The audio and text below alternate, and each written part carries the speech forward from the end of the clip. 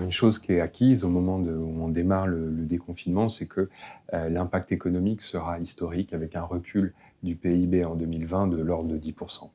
Ensuite, on ne pouvait pas durablement avoir une économie qui tourne à 2 tiers de ses capacités compte tenu de l'impact que ça peut avoir et il faut qu'aujourd'hui l'activité puisse reprendre. Euh, Par contre, ce qu'il manque, c'est de la visibilité et qu'il faudra qu'on puisse en offrir aux entreprises pour éviter qu'elles ne reportent leurs décisions d'investissement et d'embauche et que ça laisse des cicatrices durables sur notre économie. Il faudra pour ça que les pouvoirs publics actionnent certainement d'autres leviers que ceux de réponse immédiate pour accélérer la reprise, notamment avec un plan de relance coordonné au niveau européen, et puis qu'elles donnent aux acteurs comme les banques d'autres outils pour accompagner les entreprises, notamment en fonds propres, dans la durée. Je pense par exemple à ce qui existe comme des prêts participatifs.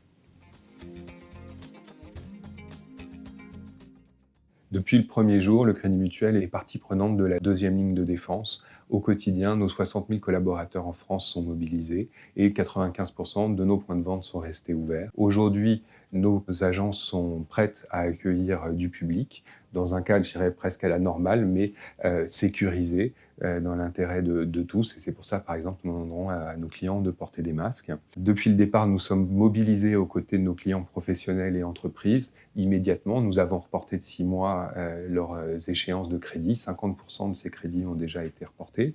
Ensuite, nous déployons massivement les prêts garantis par l'État pour leur apporter jusqu'à 3 mois de trésorerie. Et c'est déjà 15 milliards qui ont été alloués par le Crédit Mutuel. Ensuite, parce que nous considérons qu'il fallait aller plus loin et que ça fait partie de notre ADN mutualiste d'être solidaire de nos clients, de prendre des risques à leur côté, nous avons été les premiers en décidant une prime de relance mutualiste. D'autres ont suivi ensuite, jusqu'à 20 000 euros qui ont été octroyés à nos clients. Nous les avons appelés un par un pour leur demander si simplement ils préféraient un virement ou un chèque et ils en ont déjà bénéficié aujourd'hui. Pour moi, ils sont triples. C'est d'abord, chacun à son niveau, contribuer à une économie plus sobre, plus respectueuse de l'environnement et qui s'appuie plus fréquemment sur la proximité et le local. Il faut arrêter de déconstruire les chaînes de valeur et c'est pour ça que notre modèle au Crédit Mutuel, très décentralisé, ancré dans les territoires, est nécessairement une partie de la réponse. Et nous aurons aussi certainement à accélérer nos engagements environnementaux dans les mois qui viennent. Ensuite, en tant qu'entreprise, je pense qu'il faudra que nous tirions les enseignements de cette crise pour repenser notre relation au travail, la qualité de vie professionnelle, l'organisation de nos locaux, l'utilisation du télétravail et puis la fonction managériale. Je pense qu'on doit continuer à développer un management à la fois exigeant mais surtout bienveillant, qui fonctionne plus souvent par objectif que par du contrôle quotidien.